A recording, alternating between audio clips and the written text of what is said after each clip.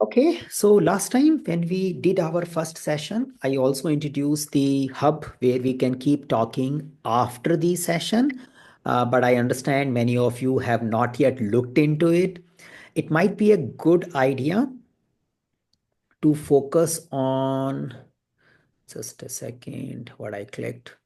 Yeah, it might be a good idea to focus on something which is available there because it can help us in remaining connected after the session, yeah, rather than we just get connected during the session alone.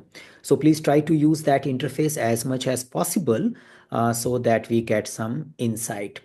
Now, we had a pending question, yes, last time, which was talking about how one should explain their overall life cycle of the work. Yeah, that was the question. Like, how do you start the project from start till end?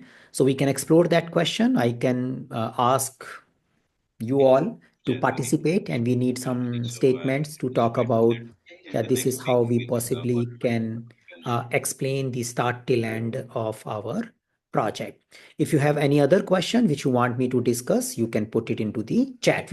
As before, someone can put it into the chat and other can vote it. Yeah, they can put a thumbs up, and based on the thumbs up, we can take a thing.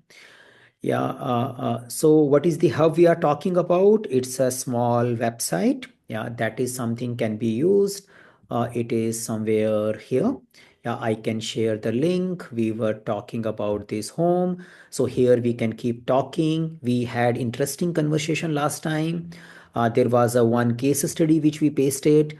We can discuss some of the elements of that case study if somebody wants to. And we also had a conversation related to how to explain the project in an interview setup, starting till ending in a 1 minute or so. And we had a one participant replying to it. We can review that, and after that we can move forward. Yeah, so all of you can join this URL. It is a part of your chat. So your turn. So how would you explain your project in, say, the life cycle of the project, how you start, how you end, in, say, around 1 minute? If anyone wanna try it out, we can explore it here. Yeah.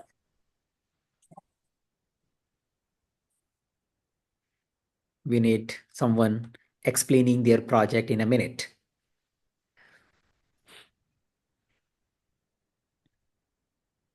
It's a usual question. Yeah, project life cycle, not just a project description. How do you start and end the project? Yeah. We are getting new questions. Okay, please keep adding it, and we will put them into the vote space. But yeah, okay. Someone wants to explain the project in a life cycle of the project in 60-second around. Hi, Sakit. Go ahead, please. Uh, Generally, the project life cycle starts with the requirement and then planning, then execution, then the closure. Okay, so if you are following the waterfall project, you can probably take an opportunity to talk about that. Yeah, you can do that. Better bring some more information so the person can say that, how I start the project. We can say in my company, usually the project starts with a kickoff meeting, and we have a contract review where we understand the input requirement from our stakeholders. Once that is taken care, we get into the requirement exploration. So that kind of story can be built if you are focusing on a waterfall life cycle. Yeah, better not to say planning execution as a phases. Yeah, because planning is something is continued. Because when in the interview setup, the person wants to understand what is your exposure of the life cycle. So bring some more information will be a good idea. Yeah. Anyone else wanna try it out before we elaborate this further?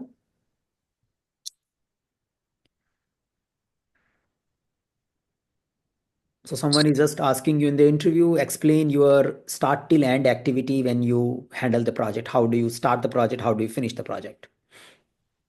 Hi, Saket. This is Meenakshi. Go ahead, go ahead. What we do generally, we start with when the project manager is onboarded. We start with generally workshop involvement, being in the workshop, understanding the requirements, and be the predictive or adaptive life cycles. What we do, we find out the business areas, the WBS, and even if it's the adaptive life cycle, WBS, we start with not WBS, but the business area, the work area, like if it's a sales, it's a finance, etc., etc. Then you start further decomposing it till the time it comes in a shape of the product backlog.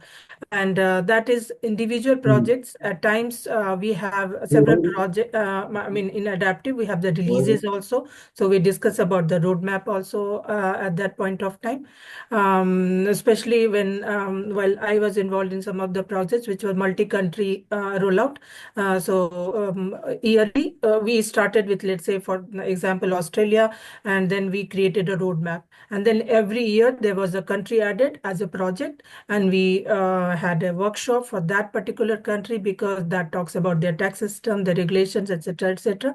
So each country was a rollout project, and but initially we started with the roadmap, then workshop, and then product backlog, and then release planning. And every time we will have three monthly, actually quarterly release planning, and the deliver in the sprints. That's Okay. how we have done. Thank you. So, the great point which I can pick it from here is that it might be a good idea to talk about a specific project from your CV and say, for this project, this is what I have done. Yeah, so it may not remain generic, it becomes specific because each project may have a different series of activities. So better to not to mix predictive, adaptive all in a one. Probably I can say, okay, in this particular project, it was for multi-year and we were using, say, in this case, Agile framework, and our client was committed for very long, or it was our in-house work. Yeah, that is something we can start with. And then we can talk about that we had a stakeholder identification, we had a requirement exploration workshop, we created the high level backlog, we had a product roadmap, and then we initiated our sprinting thing, and we had a regular reviews, and we also did a quarterly release planning, we had a business outcome reviews frequently. I prepared the monitorings and I ensured that team level stakeholder people remain involved related to those activities. So that way we can build the story. And we had a milestone retrospectives as well, so we can find out how things were moving. And finally, we achieved our project objective and the organization decided to conclude that. So something like that we can put. And we can bring a specific names as you were bringing. It was a multi-year, we had a different country get added. That may all be a good idea. Yeah. So it's good to practice this a little bit and try to make it as clear statement as possible. And yes, we can definitely put it in the appropriate manner.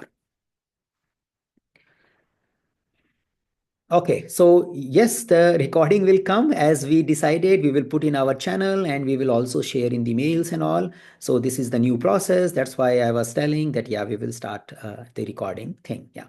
Great. Anyone else want to contribute to how to explain your starting till end activity in a given project?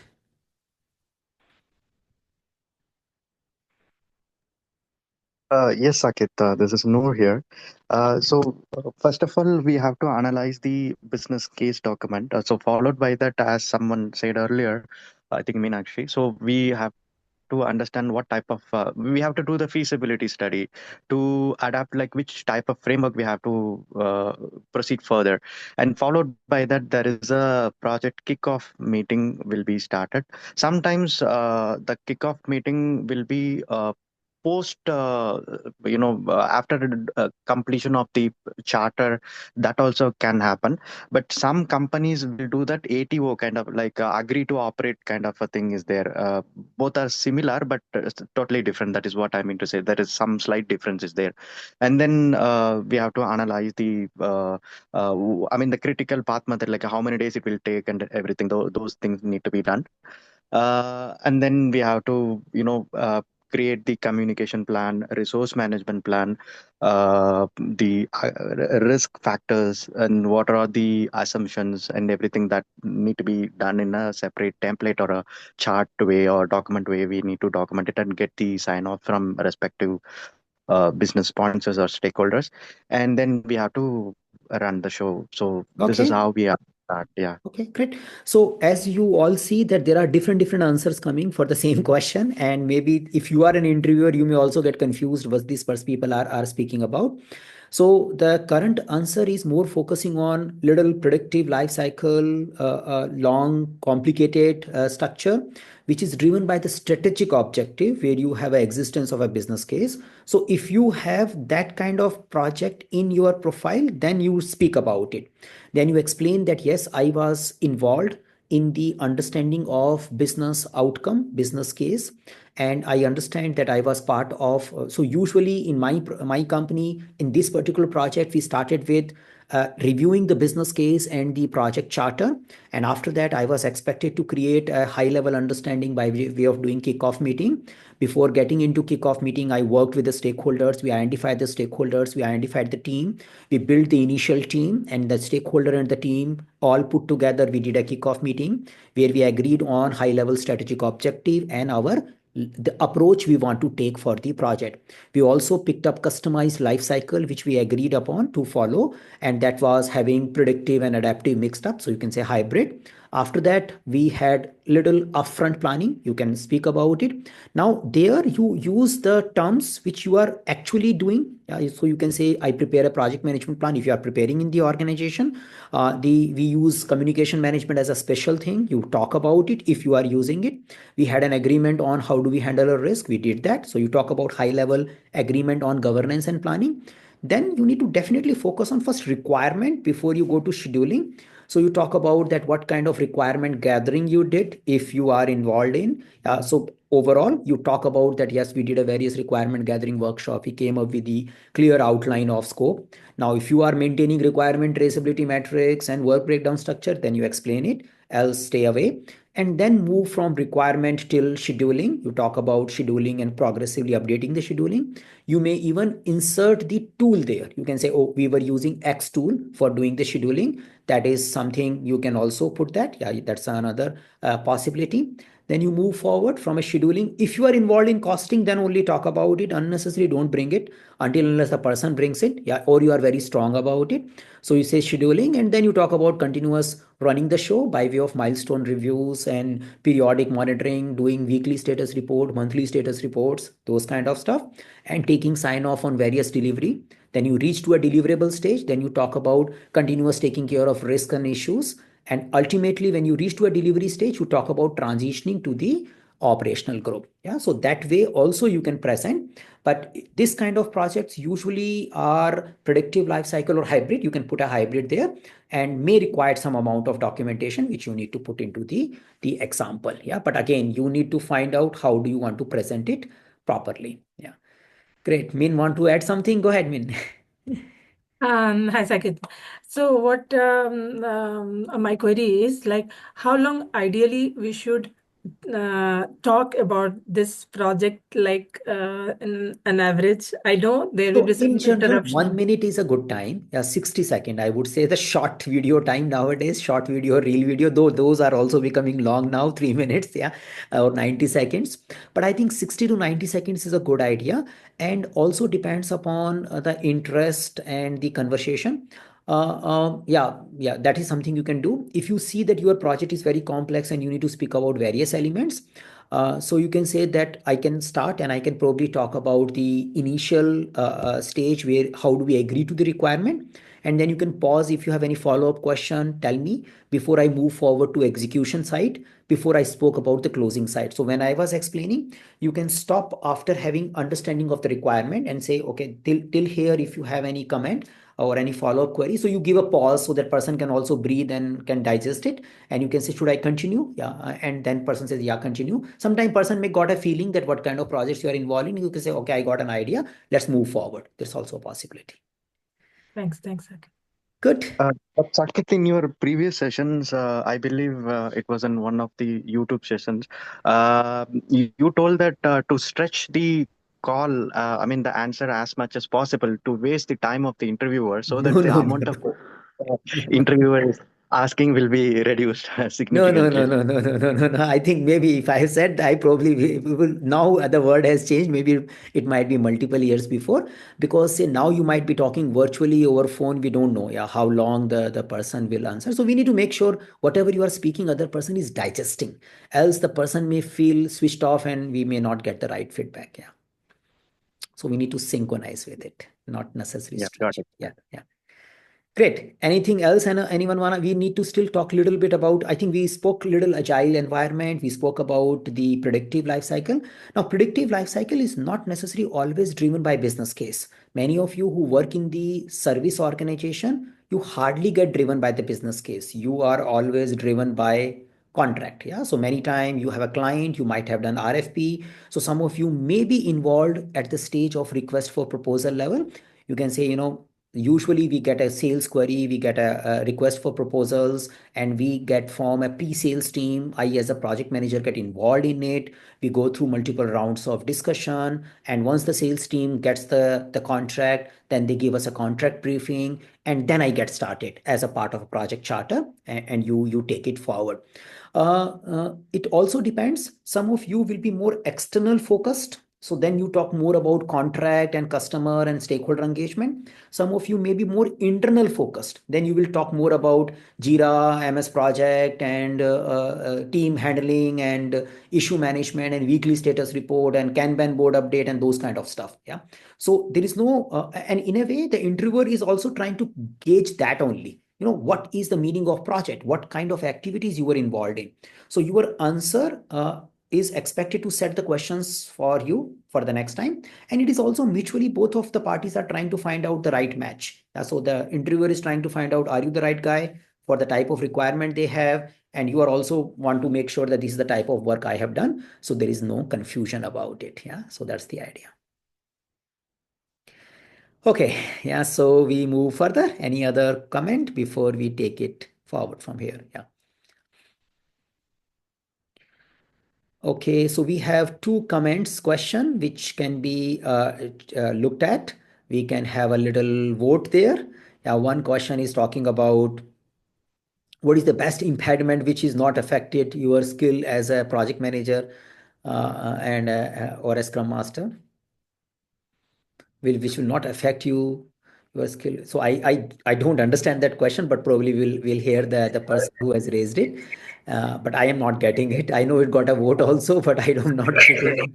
Saket, I'll tell you. Yeah, See, in most of the interviews, they ask what is the impediment that you handle. Okay, okay. so normally it is every Scrum Master or a project manager would have faced saying resource problem, and then this peer review kind of thing, like where people feel that superiority complex, that I am more knowledgeable, and they try to find out mistakes and all. Well, similarly, you have bottlenecks. So recently, I have been getting feedback that team management is a problem, and normally I give a common impediment, that is the team issue, or like Yeah. a conflict between the So team. in a way, what you are trying to ask is, what are the common impediments the Scrum Master or project manager may fail in their projects? Is that the question? Yeah, which we should Perfect. say, but then when we say it, it should not say that okay, we are not, it is affecting our skills. Like if you say related to team, if you are taking it as an impediment, then it should not like somebody should not Sure, feel sure, okay, sure, sure. that So we person can has a explore that. problem. Yeah, we can Yeah. explore that. Okay. We got the question clearly. Yeah. So anyone wanna put it here? Go ahead, go ahead. Yeah. Thana, maybe you go ahead first. Then we hear the Mukesh. Yeah. So you need to unmute, Thana. Unmute.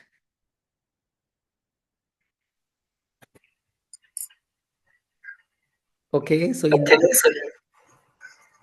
the meantime, maybe Mukesh, you can go ahead till the time. Yes, sir. Yeah. So nice to see you, sir, today. It's Thank you. excellent. So, Revati, mostly what will be happen in the like impediment? Like there are a lot more kind of the impediment. The resource you already discussed about that. Even the like technical depth also the impediment will be there. Even though some people are not following the plan, some people is behind the schedule, some third party API is not working. some vendor is not responding on the time,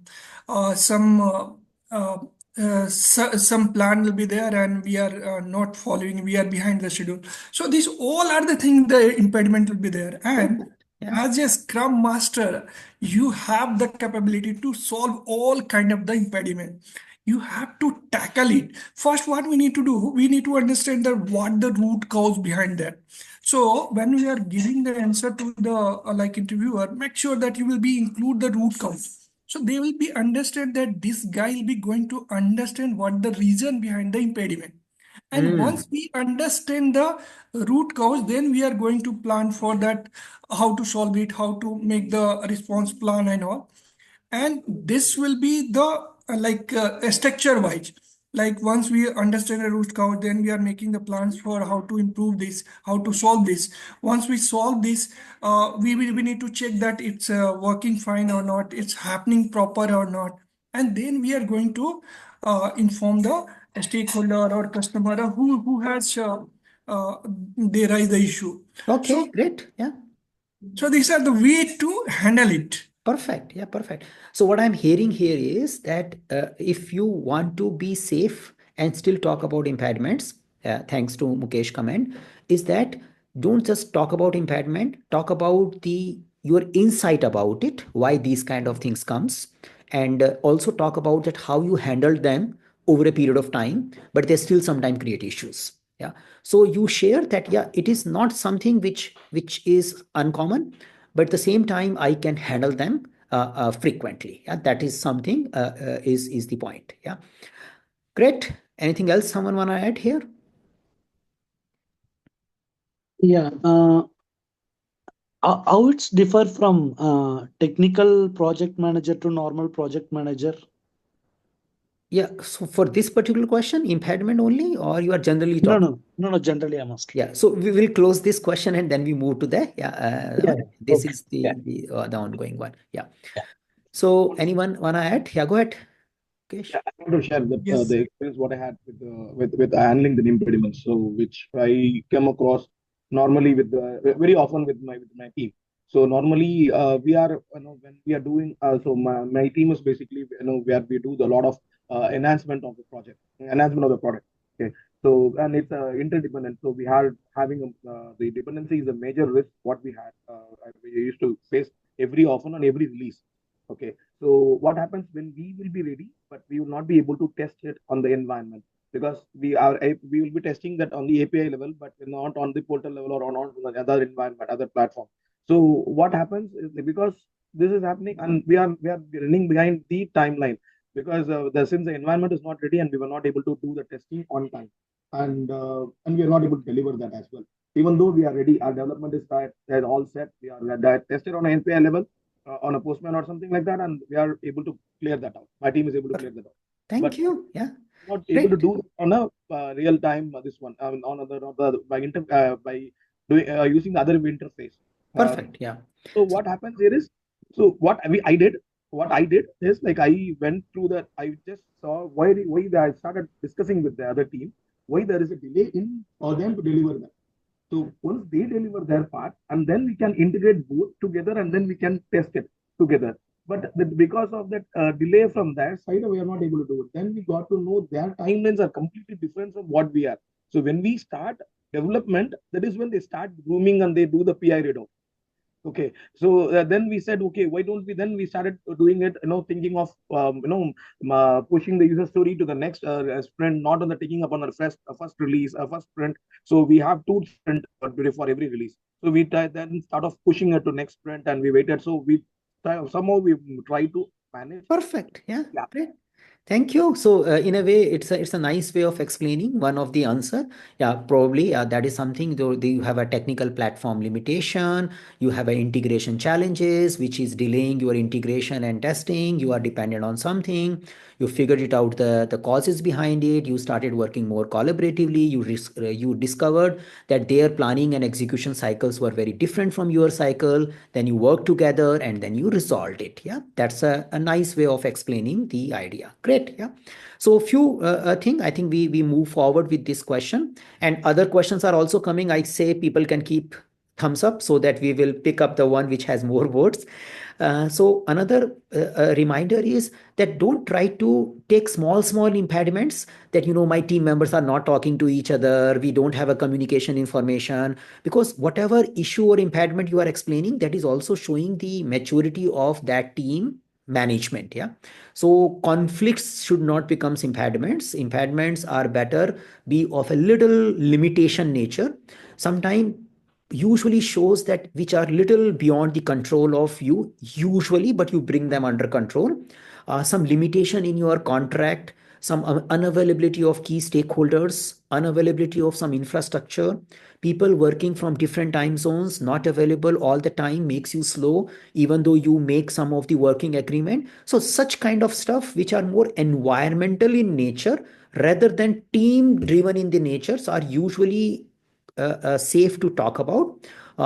Then you say, two people are having issue with each other's review, people don't talk to each other, those things may look little too basic in nature. Yeah, great. So comes under impediments, not like a conflict, fixing the conflict between the team members. Does that will not fall under yeah, impediment, it's right? not for call until unless it becomes a really create a dysfunctional environment in the team where team becomes unproductive because of conflict. Yeah, so I think conflict is a conflict, but if the conflict is creating a big issue, then it becomes an impediment. Yeah, I think emotional intelligence should be there, right? We need to perfect, be. perfect. Yeah, great. And So yeah, go ahead. okay, okay, with the example what I've provided, is that fine? Yeah, Good it's enough. a good to go. It's a good, great. It looks great. Yeah, just yes. Yeah. Thanks. Great. So for a cost management, we have a video in our YouTube channel which shows how to possibly you can understand about budgeting and cost. But quickly, I see their vote and then we can put more. So definitely you can check it out. Some of you might have done PMP certification already. Some of you might be doing PMP certification soon. So cost management is a good topic there. But at the same time, your real world cost management may not match with what you learn in PMP. That's the important thing. So in a PMP, stylish cost management is you have a requirement. Out of requirement, you identify the project schedule. Out of project schedule, you allocate the resources. And based on that, you calculate cost. Yeah, that's the simplest thing. So you identify how long this work will go, how many people will get involved, and then you multiply their daily rate, weekly rate, and based on that, you calculate the cost and you can identify the other material also. That's a one possibility. Many a time, the cost estimation are done on the basis of resource allocation. So you may have a situation where you start a project at a high level, you have an estimation done, then people are given to you, material is given to you, and you use them or you don't use them, the cost will anyway occur. Yeah. So you have a 10 developer allocated to your project. If they are not utilized in your project schedule, still they are billed on your project. Yeah. So the major focus is resource calendar rather than project schedule if you are using our PMP terminology. So we need to make sure that we have a clarity about our resource calendar, which should be in sync with our project schedule. You need to make sure resource leveling and resource smoothing as much as possible. But based on resource calendar, your cost will be occurring. Now, what is the resource calendar? In a simplest manner, the material, the people allocated to your project on a month-on-month basis, we need to drive that. Yeah, initially, many a time it is just given in the initial stage and you need to probably do a rework or mapping of it, but focus on that. Now, this is more aligned to if you are understanding the PMP topic like a funding limit reconciliation, that way you can probably understand that. It's more like you have a people available and you need to use them well, and that is how you run the project. Yeah, that's the another aspect. So there is a detailed video which you can use, but it requires minimum PMP content understanding. It can go afterwards. If you are not yet understood the project management cost estimation from a PMP perspective itself, then it may be a little difficult to go to second step.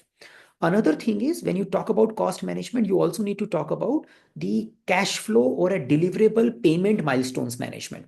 So what are the things? How do you ensure that money you get from the client, and how do you respond to it? Yeah, so there should be a good synchronization between the inflow of the money and the outflow of expenses which you are making in your project. So some ideas you can get from funding limit reconciliation, and another ideas you can get from a PMP content. And then there is one video in our space. I will post it after the session gets over in our WhatsApp group or in our NAS community. Both are pretty much in sync. I will post it there. Yeah. Anyone want to add to this point briefly, because it's a little detailed topic, but briefly if you want to add. Yeah. Mukesh, you want to say something? Yeah. So one of my interview, they'll be asked like, what is the direct cost and what is the indirect cost? And they are deeply, they want to ask the question. They told me that, can you explain me detail about this direct and indirect cost in your project? How you'll be do? So, sir, I summarize like direct cost will be happen with the like employee cost. In this employee cost, like 50 to 60% the budget, whatever they allocated, we use.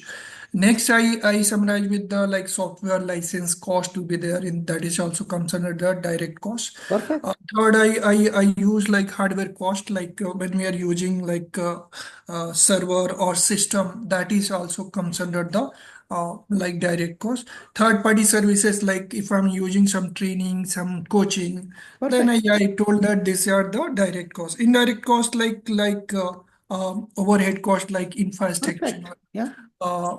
Then the project management cost like 10 to 15% over there. Then contingency plan we have and management reserve plan we have for that. So that I summarize with these are the indirect cost to be there. What I see here is for your direct cost examples are great. Yeah. So in a simplest word, anything which can be directly contributed to the project is a direct cost. Anything. Yeah, anything you can say connect directly. Usually the people working, you are paying to the contractor, you are paying to the licenses, you are paying to the material you are consuming. Directly under projects are direct cost. Indirect cost is something which is not directly going into the project, but getting occurred, and it is very difficult to find out how much portion is probably going into the project. So for example, you are using office building and there are many projects running there and you are paying rental for the office, but it is not for the project, it is for the office, but in a way project is also happening in that office. Yeah. So how do you handle the rental you pay for the building? How do you rental the housekeeping expenses which are made for those building? That could be a indirect cost. So indirect cost is something which is difficult to say that this percentage of the building is only used for this project, and if the project is not running we will not use it. If that is the clarity, then it becomes a direct cost. You can say, okay, if we are hiring the building only for the project work, then it becomes the indirect cost. Usually organization will have their mechanism to some way factor the indirect cost in such a manner so that your cost calculation gets taken care. For example, if you have a person who is working for a project, your company may be paying 1,000 to that person, but company will say when you are budgeting, one person rate should be 1,500 because it also includes some of the other overhead expenses we are making for the person. Yeah. So usually you can share, if you have that example, you can say my company takes care of it. I don't have to worry about indirect cost because it is already included in our rates which we have calculated. Contingency reserve, management reserves, they are not indirect cost. They are part of our project cost only. Yeah. It is not something which is like a different. Yeah. Sir, one more thing he asked me, like he asked, do you have the PMO like rate list chart and all these things? That's the second point I made. Yeah. No? So that's the thing. So that's the usual case. So what we happen is the cost management, sometimes we think I will be identifying the salary of the developers and testers, and based on that, I will do it. It's not going to happen. Yeah. What will happen is, as you are pointing out, that PMO will have a list which will say engineer 1 rate is 1,500, engineer 2 rate is this.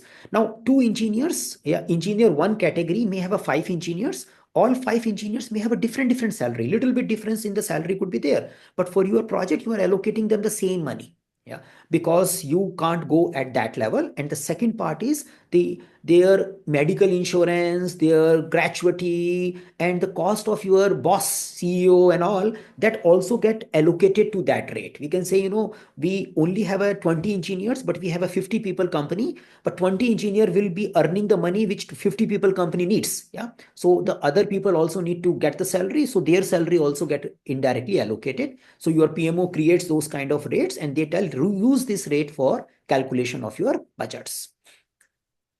Excellent, sir. Excellent. Great, yeah. So pointing out, so we could have this conversation because we had that background, yeah, because the participants can share that particular story.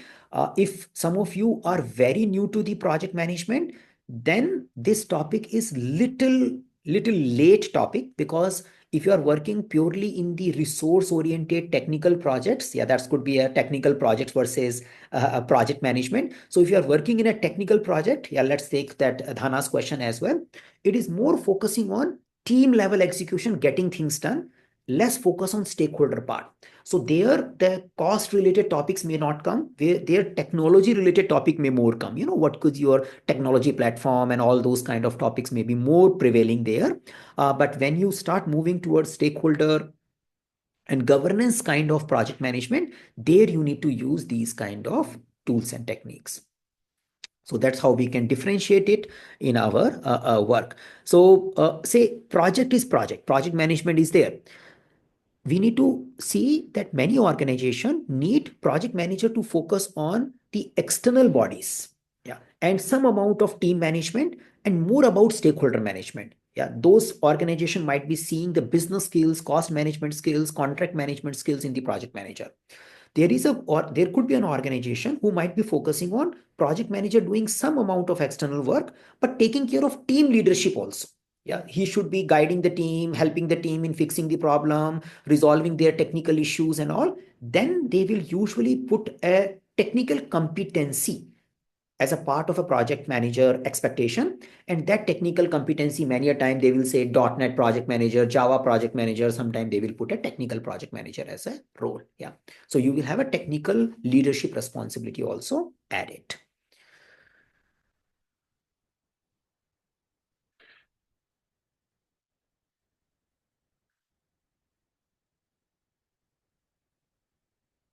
So we have a question in a previous conversation. You asked us to follow template type of answer. Interview asked the group regarding the challenges, impediment, problem statement. How do you resolve it? What is the impact it made? Yeah, great. Yeah, so that's something we are showing. So you explain the problem, how you resolved it. Problem is what type of issue, what kind of a root cause of it, and how it has overall improved the situation. Yes, yeah, you can use that particular format also to remind yourself. Great idea. Saket, Swapna here. I have a question so that I'm currently facing in my project. So recently we had an MVP launch. Post that all the sprint was having only defects filled with defects from UAT or post go live related. So we were doing that sprint, and in between all this vacation for Jan came and US team was unavailable. So we don't have the design team, and even the product owner didn't turn up. So for to start the next sprint, we don't have any backlog grooming call was not done. So I couldn't do the release. Am I the one who is not hearing the voice? Don't have any backlog grooming call was not done. So I couldn't do much deliberation.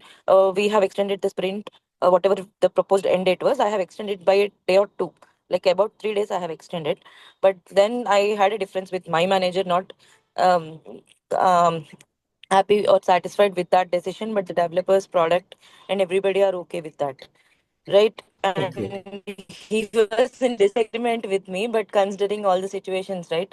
In the previous sprint, we had about 150 defects, bugs, and all the tickets which were part of the prior sprint. So if I close the sprint and move, all the tickets will be spilled over to next sprint because the release date is tomorrow.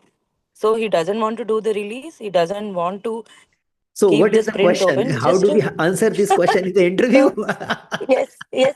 No, no. So what should be the solution for this? He was in denial, saying that their sprints are time boxed events, and you cannot extend a sprint by day or two, even if Okay. it is a 2 week sprint. So I wanted to know, without planning and backlog grooming, can I start the sprint just like that?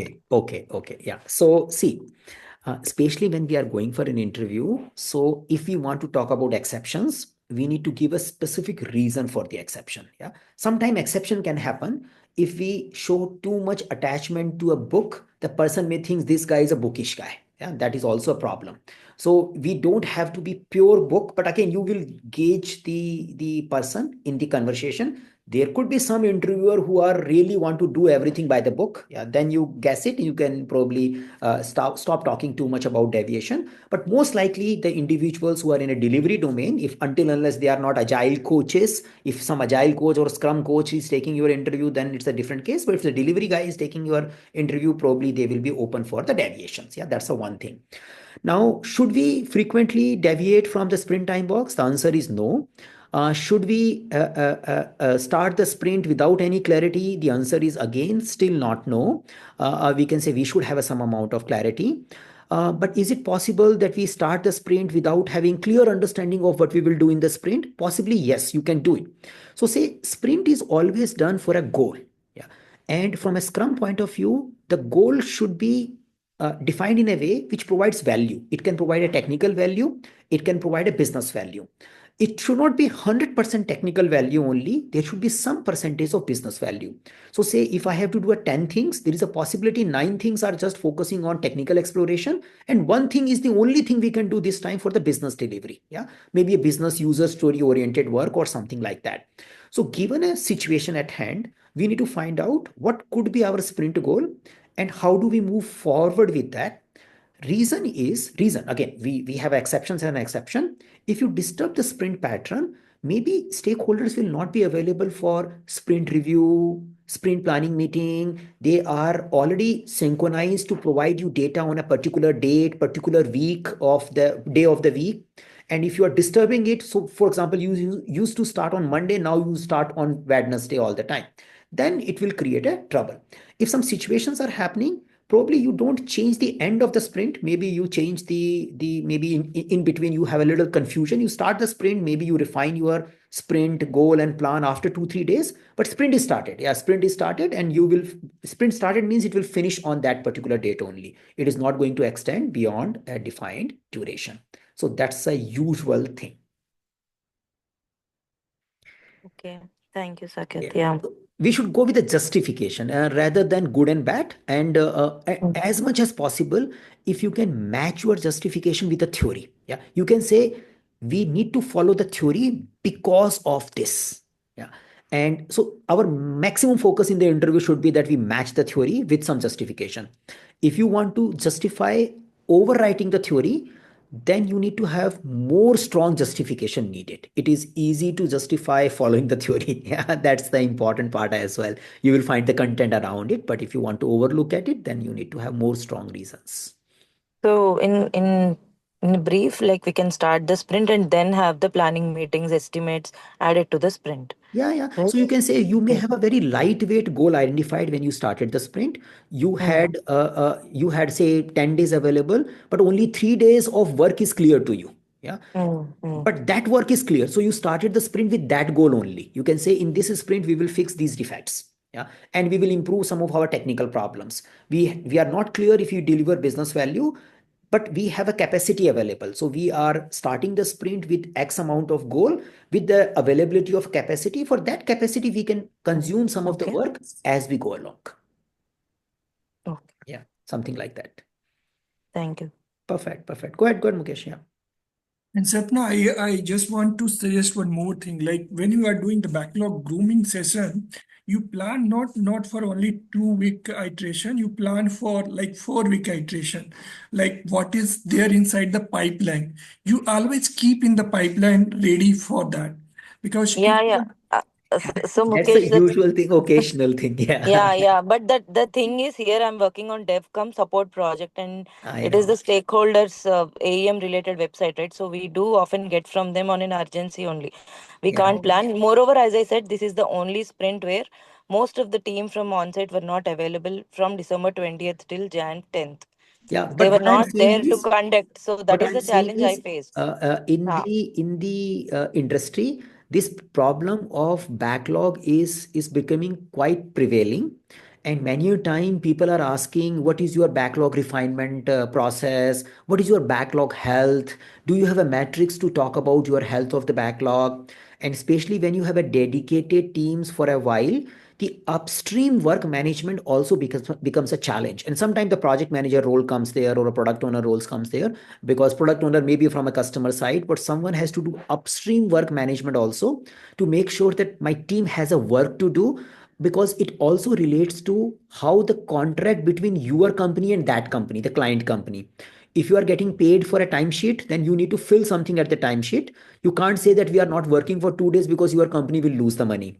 Yeah, if there are some additional things need to be demonstrated along with the timesheet, then you become more serious. You says, guys, we are starting the new work. How will we bill it? Yeah, at the end of a 2 weeks, how do we get money? Yeah, so depends. Yeah, depends upon various parameter, but I don't say that it's an unusual problem. Yeah. Mm. Yeah, thank you. So we suggested Kanban board, but the managers were not willing to shift from Scrum to Kanban because it has support requests, tickets coming, defects coming in, bugs, and some of the features coming in. So they wanted to do it Scrum only, but it will come in the last minute. So ideally, N+2 sprints is what I wanted to plan for, but But you can that have is a also, capacity yeah, available, some capacity yeah, allocated for ongoing work. Yeah, that's yeah, something. yeah. We already have. We are keeping that Perfect. Yeah. buffer. Yeah. Perfect, perfect, perfect, perfect. So we have a SM making a point and we got a 4 vote. Yeah. So I think that is something we can take it today. And risk assessment and handling are different in each case and every organization. What should be the good response, which will cover the process. So say, this is my punchline nowadays. Yeah, I started speaking it from the previous session, that we need to focus on theory and story. Yeah. So we need to understand that there are some basic elements of risk management. There are basic elements of risk management which need to be followed. Yeah, there should be a risk identification, there should be a risk recording, there should be a risk assessment, there could be some probability impact. So these are like ABC of risk. ABC of risk remains more or less same. In some organization it is more seriously documented, in other organization it is not seriously documented. Yeah, but ABC remains the same. Now I need to talk about, okay, this is a project in my description. Yeah, this is, I'm saying, how do we did risk management there? Now, what could be a story added there? Oh, we used to use Confluence page, or we used to have a Google sheet where I was expected to add risk. We have a PMO guidance which talks about that this is how you need to rank risk in this particular manner. And we need to send risk related updates on a weekly basis, on monthly basis. So those kind of things will be customized. They are not usual. Yeah. So I would say the definition of risk, the probability impact is same. Yeah. Probably what you will change is the place you record, the type of risk which organization feels more serious about, the place where you review them, yeah, the type of report you make out of them, and the people involved in reviewing and allocating risk. Yeah. That part is your story. That story has to match with your project description. Yeah. So if you are in agile world, the story could be very different. It could be that we usually do as a part of a product backlog refinement, or we do as a part of a daily stand up. If you are in a predictive world, it could be a weekly status meeting or a risk register kind of information. Yeah. So, and those stories very important. If you just define risk as per the PMP answer, the interviewer will feel that yes, you know what is risk management, but probably you have not done the job. That could be a suspicious thought in the person's mind. Yeah. Okay, so I think we are approaching to our point towards the closer. So I just wanted to remind, so budget we spoke, yeah, budget we spoke. So first we need to define the budget and then we can manage budget effectively. Yeah, so budgeting requires little bit of detailed foundation. It may not be very generic or easy to explain, but yes, we can definitely take it further. As I suggested last time as well, that we continue this conversation rather than we stop here. So please do participate in the ongoing conversation also. There are questions coming in. There are input needed from you. So it's good if you can keep contributing there. That's a place. So I'm putting the community link here. And I will post this video also there. Yeah, I need to post it on YouTube and I will share the link in the community. So let's keep the conversation going. Yeah, not to wait for the live session only, but I think we will have more live sessions as we move forward. There is a little request coming in, which is focusing on how to use ChatGPT to improve your CV and descriptions and all. So probably we will talk about that as a specific session next time, where we just focus on the way we started today, where we were focusing on how to explain the project in a 60-second, something like that, project life cycle in a 60-second. Maybe we can talk about 10-15 minutes in the next session. I need to schedule it appropriately. Next week is a little crazy, but I need to find a way. And yeah, we will do that. Yeah, so that's a tentative plan for our action as episode 3, and followed by the conversation which probably happen as a part of the group. Yeah. Saket, I have a question. Please. Yeah. So though we have a 15, 16 years of total work experience into this project management field, and whenever we face the interview panel, he or she might put a hypothetical situation where we will be ourselves into a delicate position where we cannot able to give a negative answer. So how to give an answer that can satisfy the interview panel? And the second thing is like how to manipulate the interview panel, and yeah, what is your take on this So part? see, first thing is it is very difficult to judge what interviewer will feel right and what interviewer will feel bad about. Yeah, that is the problem. Yeah, so it's a very tricky stuff. We need to sense what is happening in the conversation and match that frequency, as some of you spoke about emotional intelligence and all. But in general, the more and more we can bring specific situations, yeah, bring the story from our work experience, those things will be better. Always try not to get into the story given to us in the interview. Maybe if someone is saying that, how will you handle this particular, like last time when we were discussing, we got a case study, yeah, some railway management system case study, and you need to present. That was a good case study. People should try it out. That's a thing you can look into. But later on, I realized before we solve that case study, it's better to make assumptions clear. Yeah. So I may have my thing in my mind, but the information is always given me partially. So if I want to answer something better, I either I bring my example, or before I answer the situation, I share these are the assumption I'm making about this situation. Yeah. So assumption about the location of the people or the criticality of the issue. I make some assumption. I share that and then I answer in these kind of scenario. Probably these are the possible things I will do. And always remain tentative about your answer. You can say exactly it will depend, but these are the possible thing I can do. Yeah. Don't be very sure that this is what I will do to solve the problem. And I will make sure that things will become happy after that. Most of the people may be suspicious that this is not going to happen that way, because these are not simple problem. So you remain open, but put a strong fundamental idea that these are the possible principle or foundation I can probably apply. Yeah. So these are the thing possibly we can do. Again, you will grow it as we go, as we move forward. Yeah. So chat GPT question is coming further. We will see it in the next session.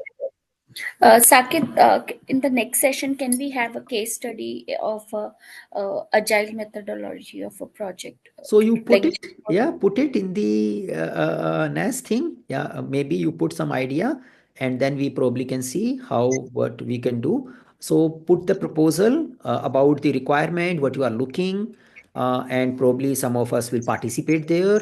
And if things becomes hot, we will take it. Yeah, definitely. sure. Yeah. So just put it in a feed. Yeah. I hope you know that you can just go to a feed and start sharing, and put as much description you can. And then we will also encourage people to in our WhatsApp group to share the idea. And let's see if someone can also contribute and comment. And then we will take it forward.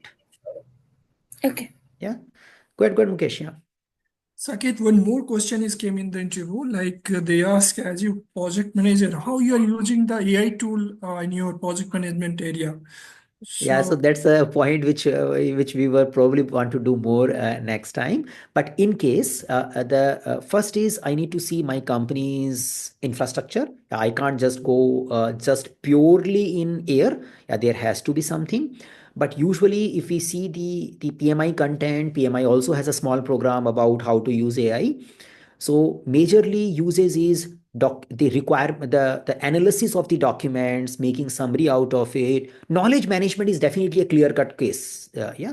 So knowledge management, knowledge analysis, trend analysis, communication, those are the usual uses which are happening.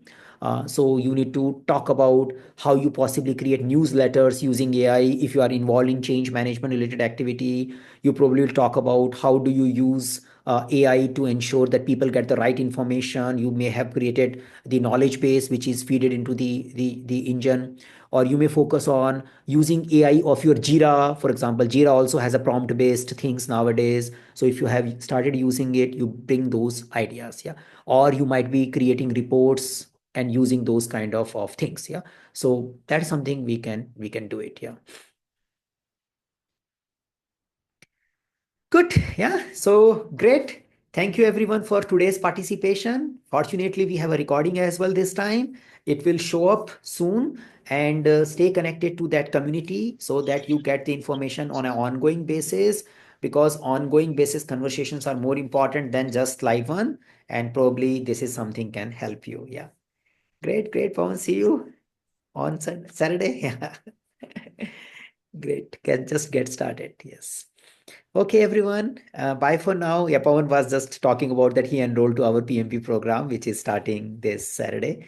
Yeah, so I said, okay, see you and get the project management moving. Yeah, I'm running a PMP this Saturday. Yeah. Bye, everyone. Stay connected. We have that NAS community. Thank you. Thank you, sir. Thank you, everyone. Bye. You would be sharing the recording, no? Yes. So in those communities, I will be sharing the URL of the recording soon. Okay, thank you. I was driving this whole while I missed most of the stuff. Perfect. So Yeah. sorry. Please share episode 1 also. It will be better. Yeah. Episode 1. Bye, everyone. Yeah. Thank you.